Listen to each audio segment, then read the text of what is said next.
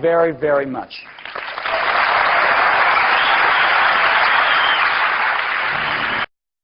The field that we decided to do it in, the choice we made, was music. Now, why music? Well, we love music, and it's always good to do something you love. More importantly, music's a part of everyone's life. Everyone. Music's been around forever. It will always be around. This is not a speculative market. And because it's a part of everyone's life, it's a very large target market all around the world. It knows no boundaries. But interestingly enough, in this whole new digital music revolution, there is no market leader. There are small companies like Creative and Sonic Blue, and then there's some large companies like Sony that haven't had a hit yet. They haven't found the recipe. No one has really found the recipe yet for digital music. And we think not only can we find the recipe, but we think the Apple brand is going to be fantastic because people trust the Apple brand to get their great digital electronics from. So let's look at portable music. Let's look at the landscape. The first thing, if you want to listen to music portably, you can go out and buy a CD player. Right? That's one way to go, about 10 to 15 songs. Or you can buy a flash player. Go out and buy one of those. You can buy a MP3 CD player, or you can buy a hard disk-based jukebox player. These are the 4 choices for portable music right now. So let's take a look at each one of those. A CD player costs about $75, holds 10 to 15 songs on a CD. That's about $5 a song. You can go buy a flash player, pay about double that, about $150, holds the same 10 to 15 songs, or about $10 a song. You can go buy an MP3 CD player, and an MP3 CD, which you can burn on your computer, costs about $150, but holds 150 songs. So you get down to $1 a song. Or you can go buy a hard drive jukebox player for about $300. It holds about 1,000 songs and costs about 30 cents a song. So we looked at this and studied all these, and that's where we want to be. That is where we want to be. And we are introducing a product today that takes us exactly there, and that product is called iPod. iMac, iBook, iPod. What is iPod?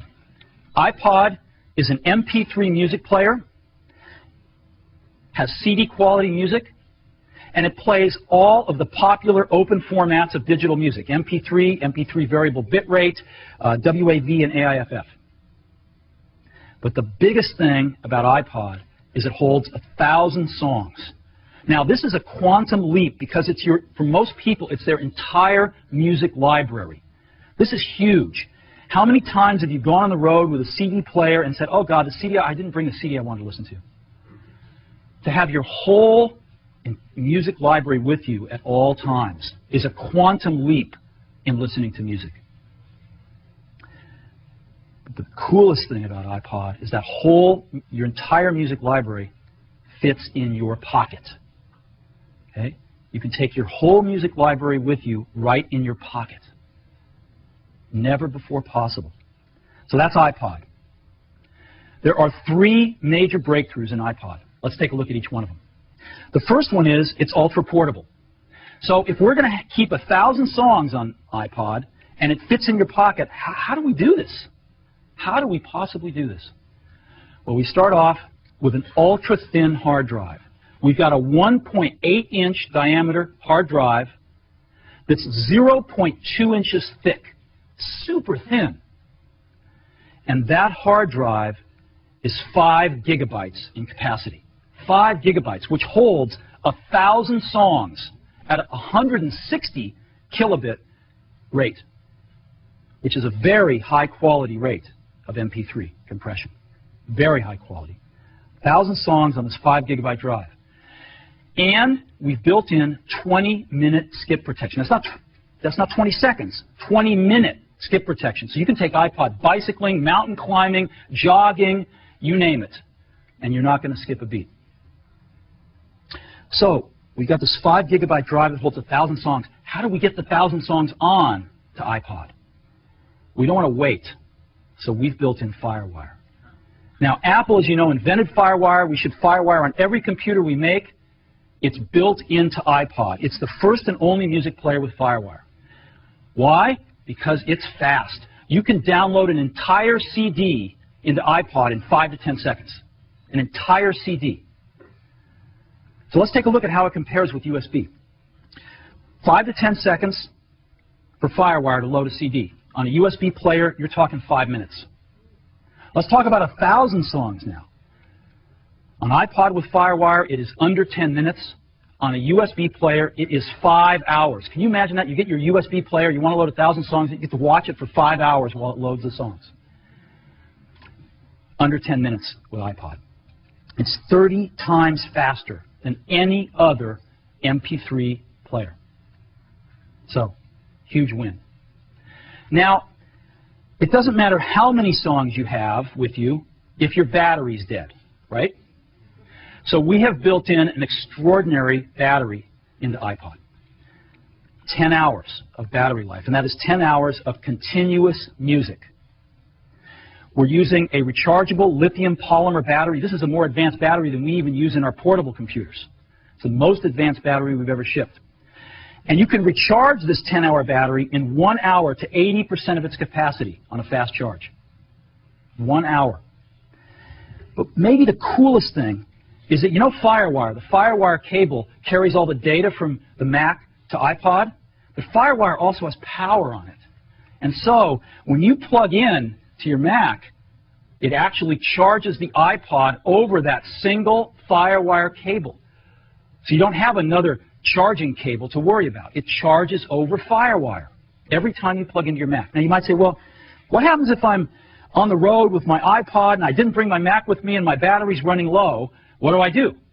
Well, we got a really cool charger that ships as part of iPod too, and this charger has a FireWire port on it. So you take your FireWire cable and just plug it right into the charger and plug it into the outlet and charge iPod wherever you happen to be where there's an outlet. So 10 hours of continuous music playback with a remarkable new battery technology. Now you might be saying, well, this is cool, but you know, I've got a big hard disk in my portable, let's say my iBook. I'm running iTunes, I'm really happy, I got FireWire on my iBook. I don't quite get 10 hours of battery life, but iBook's got better battery life than any other consumer portable. So what's so special about iPod here? It's ultra portable. An iBook is really portable, but this is ultra portable. And let me show you what I mean. iPod is the size of a deck of cards. A deck of cards. It is 2.4 inches wide, it is 4 inches tall, and it is barely over 3/4 of an inch thick. This is tiny. It also only weighs 6.5 ounces. That is lighter than most of the cell phones you have in your pockets right now. So this is what's so remarkable about iPod. It is ultra portable. We didn't stop there. iPod has got Apple design. We've got one of the best design teams in the world, and they have done a remarkable job. And let me show you. This is what iPod looks from the side. Again, about 3/4 of an inch thick. I'm going to show you the back first because I'm in love with it. It's stainless steel. It's really, really durable. It's beautiful. And this is what the front of it looks like. Boom. That's iPod. I happen to have one right here in my pocket, matter of fact. There it is, right there.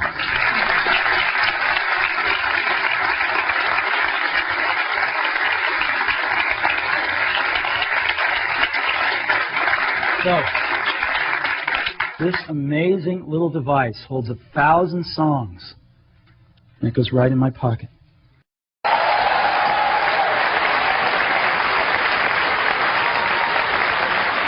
Mac OS X.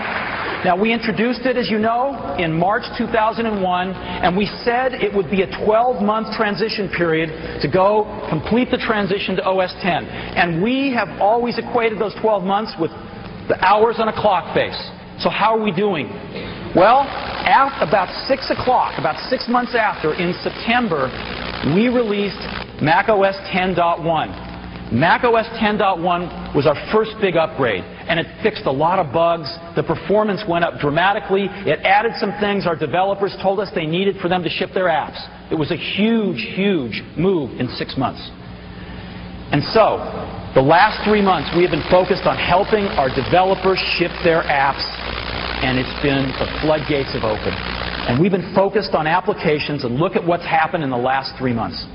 We've gone from a little over 500 apps in April to over 1,000 apps in July to a little over 1,500 apps in October. But then look what happened. It's gone up 40% to 2,500 apps, up 40% in the last 90 days. That's what's happened after 10.1 came out. There are 2,500 OS X applications today. Now, of course, the one we all know about, the one we were all waiting for, was Microsoft Office for Mac OS X. It shipped last quarter, and Microsoft did a terrific job on this, and I would just like to give them a round of applause.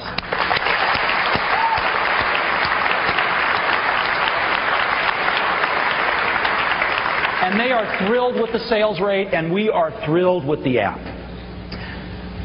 The company that everyone asks us about next is, of course, Adobe, right?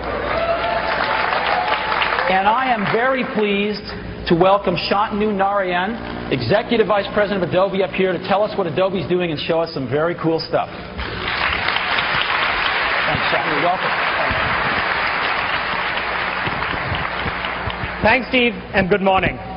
It's a pleasure to be here this morning. And like every one of you, I'm also looking forward to hearing about the new product announcements and to see how Apple's going to rock this industry once again. At Adobe, we're driven by our vision of helping each one of you create visually rich, impactful communication. And we think we're witnessing a third generation in publishing, from desktop publishing to web publishing to a new era that we call network publishing, one that's characterized by the need to create content for video, web, wireless, and print. All of our applications are going to take advantage of the Mac platform, given how important and strategic it is in our vision of network publishing. We're hard at work bringing our best-of-breed applications onto Mac OS X. We've already shipped the Acrobat Reader. We shipped Illustrator 10. And this morning we announced that After Effects 5.5, with some great new 3D capabilities, is now shipping for OS X.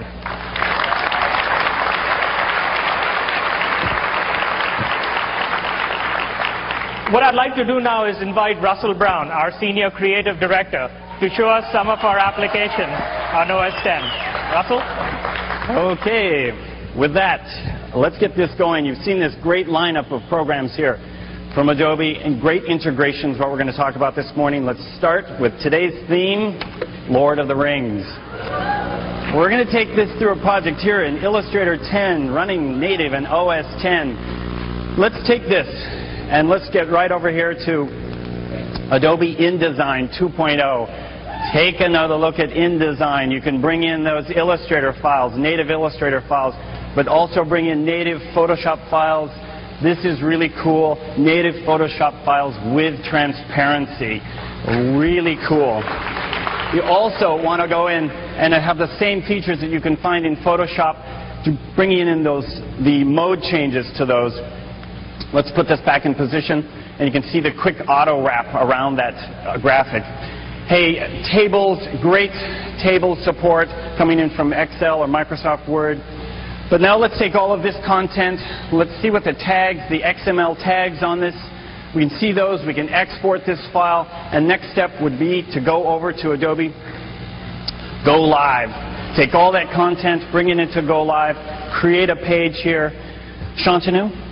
Earlier today, we announced both Adobe Go Live 6.0, which is Mac OS native, the most advanced web authoring application with some great site management capabilities, as well as Live Motion 2.0, with brand new support for scripting and animation, as well as support for QuickTime and Flash.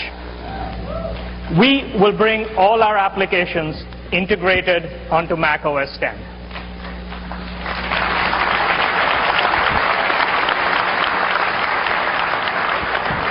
I guess there is one more application that some of you are interested in seeing on Mac OS X. I just happened to bring that with me here. Can we show that, Russell? Why don't we take a look at Photoshop?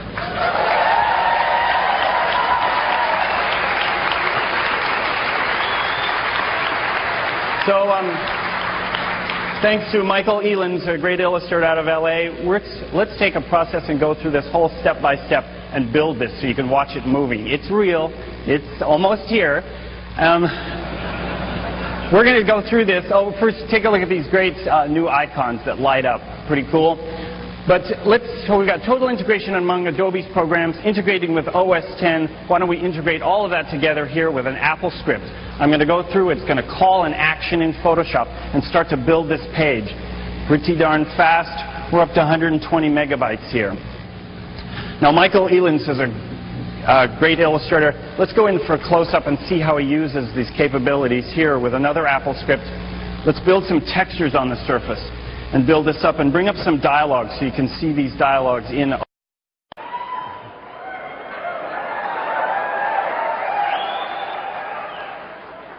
So how are we doing so far? Well, I asked you to buckle up before. Now I want you to put on your shoulder harness. 2 years ago, here, today, we introduced a landmark product for Apple and the industry. It may be because it's only 1 inch thin, or weighs just 5.3 pounds. It may be because it has a 15.2-inch screen, or is supercomputer fast. It may be because it's made out of titanium. But, you know, whatever it is, geez, you're just going to so want one. The incredibly thin, ultralight, mega-wide screen, titanium portable supercomputer.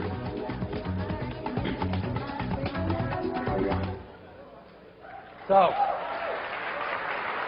the Titanium PowerBook instantly became the best notebook computer in the industry, the #1 lust object. Every review said so. And you know what? No one's caught up with it in 2 years.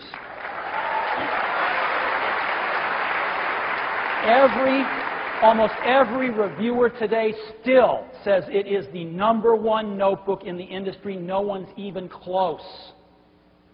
And this has really been important for Apple, too, because we believe that someday notebooks are going to even outsell desktops, that notebooks are going to be over 50% of the personal computers we ship. And so let's see how we're doing. In 2000, about 20% of the computers we shipped were notebooks, about the same as the industry. But again, we think in a few years this number is going to get to 50% and possibly even higher. In 2001, with the introduction of the Titanium PowerBook and the iBook, look what happened. Apple's share went up to 35% of the computers we shipped were notebooks. Last year, we dipped down a little bit to 32%, but this year, we think we're going to be at 35% again, leading the industry by over 10 points to get to 50%. And this is really important to us. We want to replace even more desktops with notebooks. So how do we do this? What's next? Well, the Titanium PowerBook is a milestone product, and it still is, and it's not going away. But we're going to step it up a notch to attract even more people from their desktop to a notebook. And how do we do that? We do that with this. The new 17-inch PowerBook.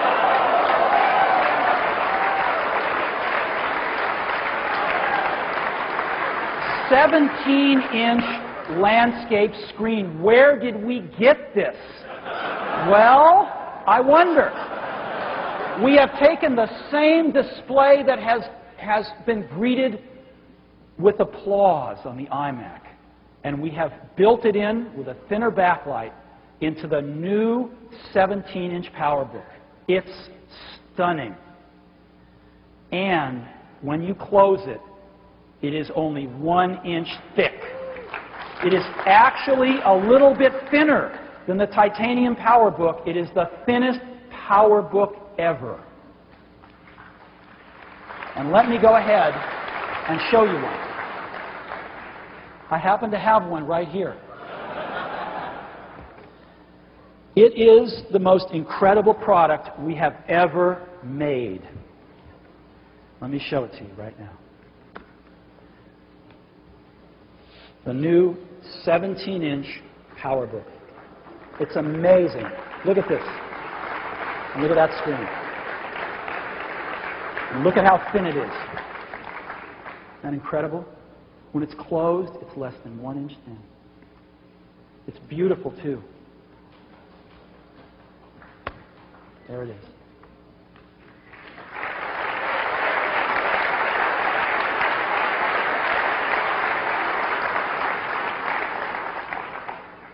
This is clearly the most advanced notebook computer ever made on the planet. Our competitors haven't even caught up with what we introduced 2 years ago. I don't know what they're going to do about this.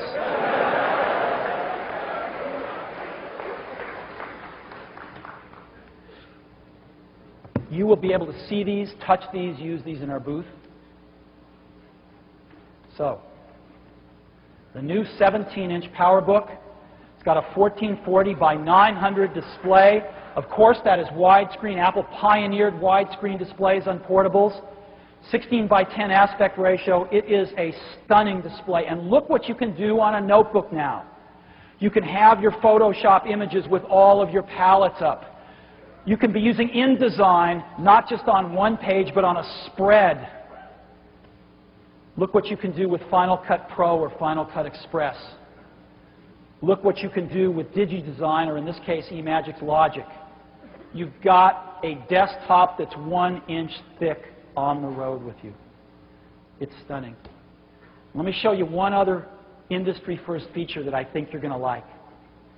The keyboard is the most solid keyboard we've ever shipped. It's beautiful. Let me show you what happens when the lights go down.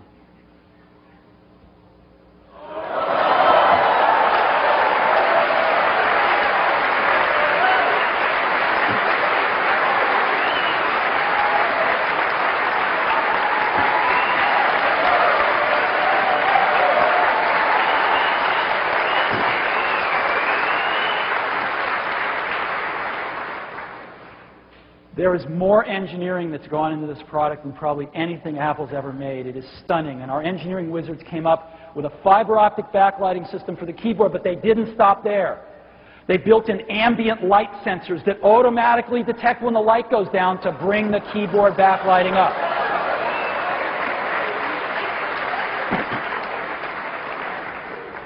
So, all of this, 17-inch display, a lot of glass. Full-featured notebook, only 6.8 pounds. Keep in mind that most of our competitors' 15 and 16-inch portables are 8.5 to 10 pounds. 17-inch, first 17-inch notebook in the world, 6.8 pounds. And we built it out of a new material. After researching everything, the best material to build this out of was an aircraft-grade aluminum alloy. It's beautiful, and it's hard anodized and not painted.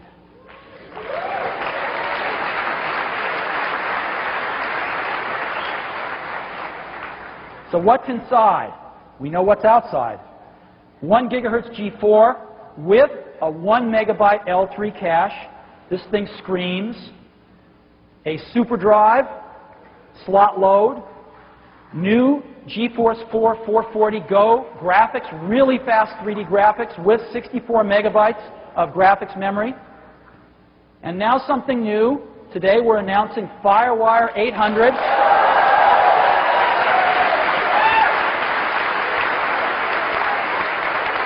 FireWire 800 is the FireWire you know and love that runs twice as fast, 800 megabits per second, faster than FireWire 400, faster than USB 2. It screams. And let me show you the connectors on the portable. We've got a USB connector. We've got FireWire 400. We've got FireWire 800, which needs a new connector, But guess what? If you want to use it as a FireWire 400, there's a little adapter, so you can have 2 FireWire 400 ports on your portable as well. Gigabit Ethernet, we're the only people still to do this, to build in 10 megabit per second, 100 megabit per second, and gigabit per second Ethernet into our portables. S-video output, and of course DVI output, digital video, which includes VGA. Let's go around to the other side. And we've got security, we've got power, we've got the modem, we've got a second USB port, so no matter which handed you are on the mouse, you can plug it in. We've got a PC card slot, we've got line in, and we've got headphones.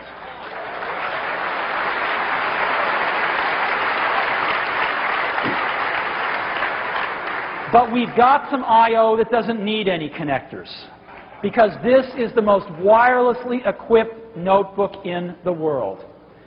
First of all, Bluetooth is built in. So you can talk to all your Bluetooth peripherals, whether it's the cell phone in your backpack that you don't want to dig out or some other Bluetooth peripheral, all built in.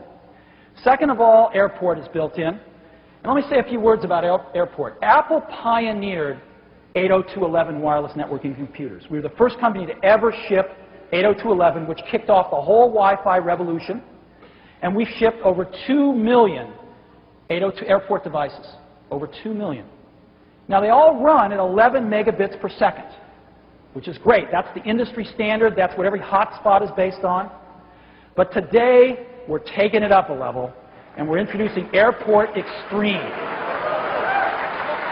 AirPort Extreme runs at 54 megabits per second.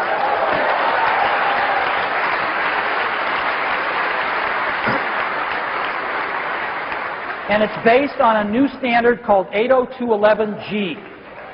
Now, let me explain this. What's the G about? Well, when we first shipped 802.11, the first in the industry, it was actually 802.11b. And 802.11b is the 11 megabit per second standard that became an industry standard. It's what's in every hotspot around the world. 802.11b, today's standard. Some people felt, though, that that wasn't fast enough, and they wanted to go faster. And so about 6 months ago, some companies started shipping 802.11a. Don't ask me why A comes after B, it just did. 802.11a runs at 54 megabits per second, but guess what? It's not compatible with anything out there that's B. It's not compatible with any hotspot in the world. It's not compatible with any other 802.11 device. And we think, for that very reason, A is doomed to failure. And so we didn't adopt it. We waited for G. Because G offers the same 54 megabits per second, and yet is fully compatible with B, with every hotspot on the planet. And it will become the industry standard. And so, if you have 802.11g in your notebook, it still works with a B base station. It just throttles down to 11 megabits per second. You don't have to run out and buy a new base station. And if you run out and buy a new base station with G in it, and you're using a notebook with a B card in it, the base station throttles down to 11, and it works just fine too. It all works together. And when you have a G in both, it runs all the way up to 54 megabits per second. So that's AirPort Extreme. We have a new card that is built in to the 17-inch PowerBook. And we've put the antennas where they belong.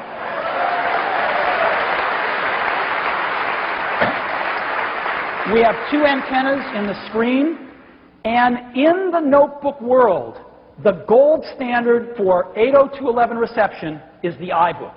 It's what every competitor measures against. Guess what? In our testing, the new 17-inch PowerBook has a range that is equal to the iBook.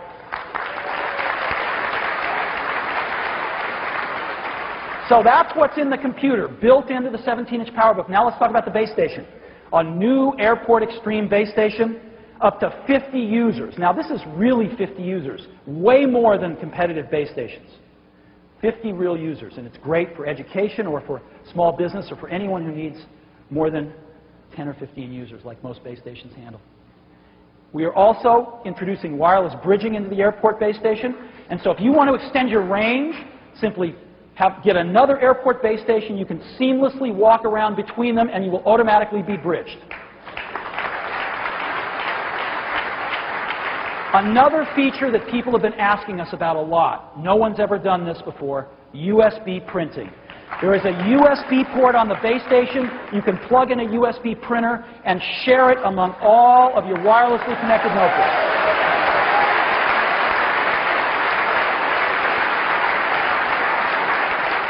The Airport Extreme base station is going to sell for $199.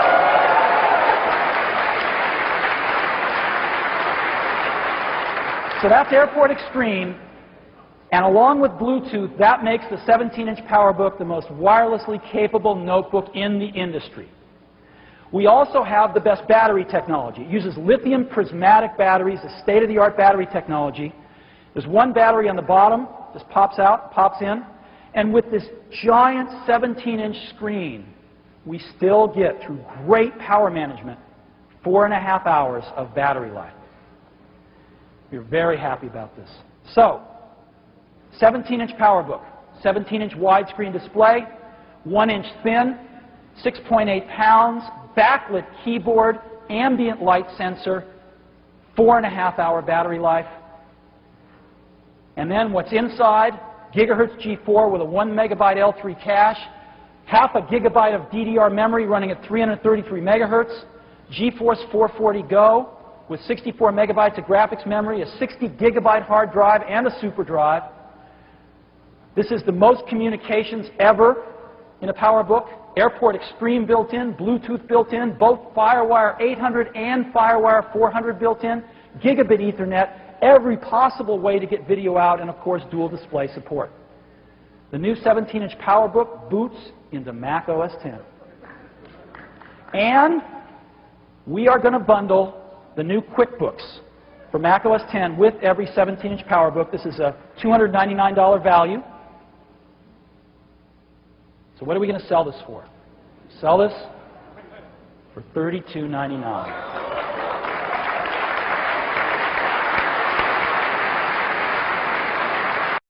iTunes for Windows is probably the best Windows app ever written.